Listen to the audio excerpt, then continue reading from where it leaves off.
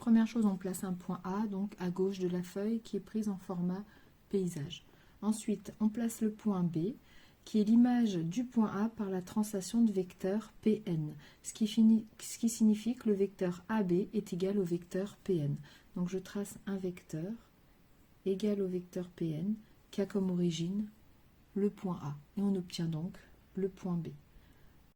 Ensuite, on construit le point C tel que le vecteur BC est égal au vecteur PU plus PN. Donc on va avoir un vecteur d'origine B. Donc on peut directement construire le vecteur somme à partir du point B. Donc à partir du point B, je construis un vecteur PU et je lui ajoute un vecteur PN. Donc la somme du vecteur PU et du vecteur PN va me donner le vecteur BD ici, qui fait que mon vecteur somme, PU plus PN, c'est le vecteur qui commence en B et qui a une extrémité à ce niveau-là. Donc je trace directement mon vecteur somme et je vais obtenir le vecteur BC. On construit ensuite deux fois le vecteur PE et ce vecteur 2PE est égal au vecteur CD. Donc le point D va se retrouver à cet endroit-là. Il s'agit maintenant de construire le point G tel qu'il soit l'image du point F par la translation de vecteur PE, ce qui signifie que le vecteur PE est égal au vecteur FG, donc un vecteur horizontal de norme 1. Voilà le vecteur FG et donc le point G. Le point H est défini tel que le vecteur GH est égal au vecteur PH plus vecteur HU. Alors, on va voir un petit peu ce que ça signifie. Le vecteur AB auquel j'ajoute le vecteur BC. AB plus BC, on va donc obtenir le vecteur AC. Cette égalité est très connue, c'est l'égalité qu'on appelle la relation de Schall. Pour reconnaître la relation de Schall, quand on va pouvoir l'utiliser, il suffit qu'on ait une somme, obligatoirement de deux vecteurs dont le coefficient devant est le même. Ici, j'ai un coefficient de 1, mais on aurait pu avoir une égalité du même type si on avait eu un coefficient de 2 devant chacun des deux vecteurs.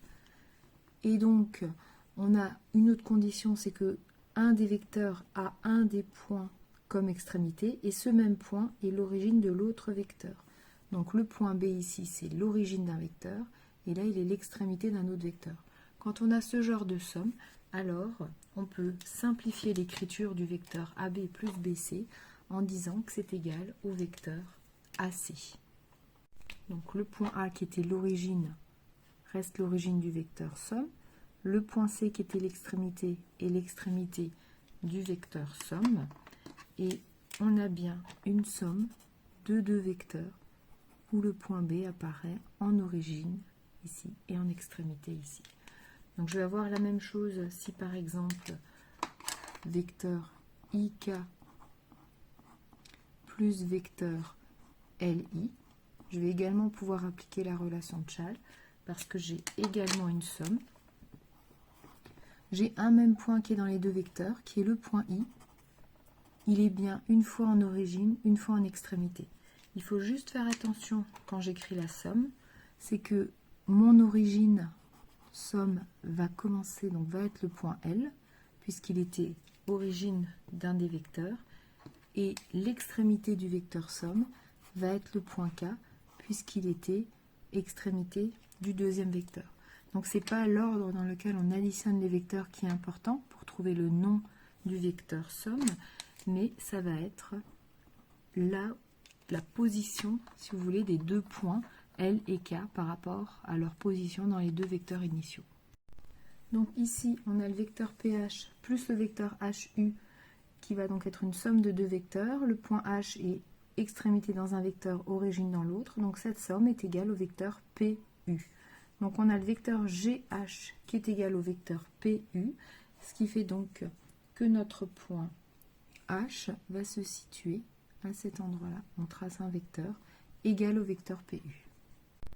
Question numéro 8. On demande de construire le point I tel que le vecteur HI soit égal au vecteur moins PO.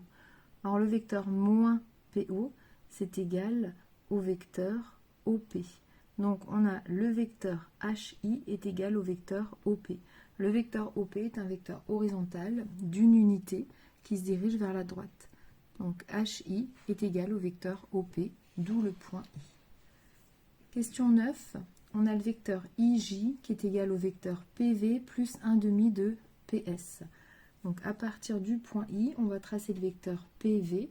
Donc c'est un vecteur qui est oblique, on se retrouve ici, et on lui ajoute 1/2 du vecteur PS. Donc 1/2 du vecteur PS, c'est 1/2 carreau vers le bas, on va se retrouver là.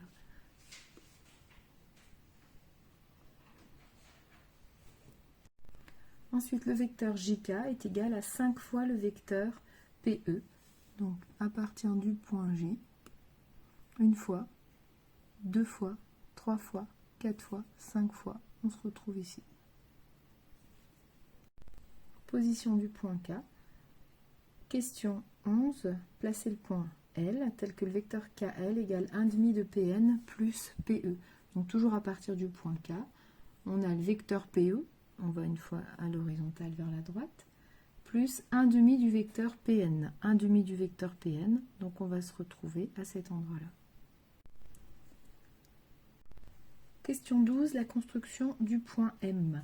Donc on a 3 fois le vecteur PU plus 3 fois le vecteur, moins 3 fois le vecteur PN plus le vecteur PO qui est égal au vecteur LM. Donc première chose, on peut déjà voir ce que ça signifie.